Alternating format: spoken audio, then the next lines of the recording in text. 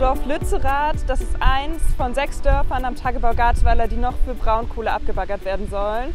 Und wir lassen uns das nicht gefallen, weil wir wissen, dass Braunkohleabbau keine Zukunft hat und weil wir wissen, dass den Kapitalismus zu überwinden die Überlebensaufgabe unserer Generation sein wird. Und deswegen sind wir hier vor Ort in Lützerath und stoppen die Zerstörung, stellen uns der Zerstörung entgegen.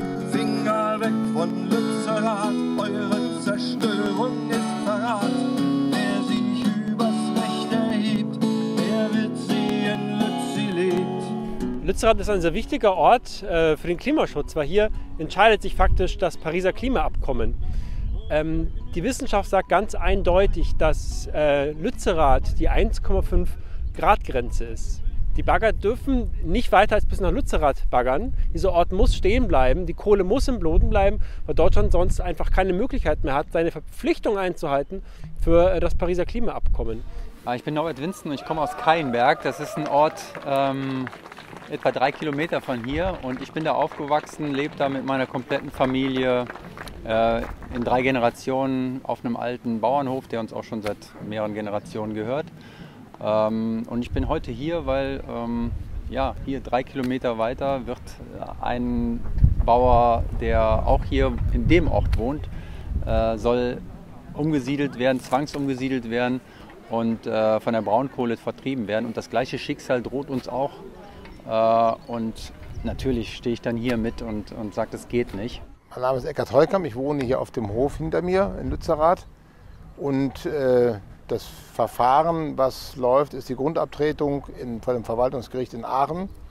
Ende Gelände hat 2015 die erste Aktion gegen den Braunkohlekonzern RWE gestartet, und zwar genau auch aus Lützerath, von der Wiese auf Eckartshof. Und seitdem hat sich politisch gesehen nicht viel getan und genau, deswegen sind wir wieder hier und werden Lützerath diesen Herbst verteidigen.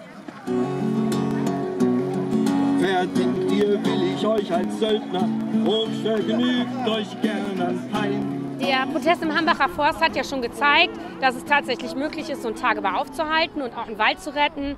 Und wir nehmen die Energie, die wir damals da mitgenommen haben, hier nach Lützerath und versuchen einfach, das hier auch aufzuhalten. Es gibt angesehene Institute und das sind nicht unbedingt die Öko-Institute, sondern tatsächlich Wirtschaftsinstitute, die sagen, wir können ohne ein Dorf anzufassen unsere Energieversorgung sichern und wir müssen nicht, wie es von Landes- und Bundesregierung jetzt noch immer vorgegeben ist, bis 2038 diese schmutzigste Energieform weiter fördern und damit das Klima anheizen. Wir möchten, dass unser Dorf, auch Kuckum, in 10 Jahren noch stehen bleibt und nicht von RWE plattgemacht wird für eine klimaschädliche Braunkohle. Im 21. Jahrhundert kann es nicht sein, dass wir noch enteignet werden und das Ganze zum Wohl der Allgemeinheit. Von daher kämpfen wir dafür, dass unsere Dörfer erhalten bleiben. Vielleicht ist es auch sehr naiv, aber wenn wir keine Hoffnung mehr hätten, dann wären die Menschen, glaube ich, nicht alle hier und würden nicht so viel auf die Beine stellen. Unser konkretes Ziel ist, Lützerath muss bleiben, alle Dörfer müssen bleiben. Nur so können wir das 1,5 Grad Limit einhalten.